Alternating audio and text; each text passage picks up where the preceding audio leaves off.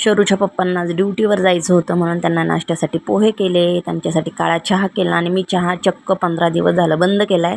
साखर बंद करायची जरा तयारी चालू आहे.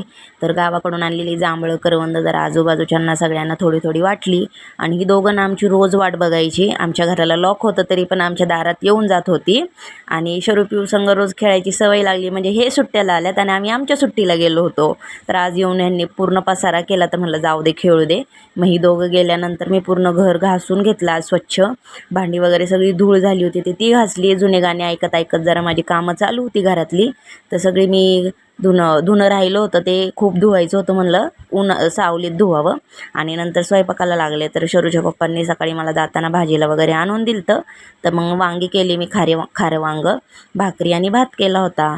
तर एकीकडं वांगं शिजत होतं बारीक गॅसवर आणि भाकरी माझ्यात चालू होत्या. आणि शरू पिऊला आज मी जबरदस्तीने भाकर खायला घातली. ह्या दोघी अजिबात भाकर खायला नको म्हणतात, तर ह्यांना मी भात दिलाच नव्हता.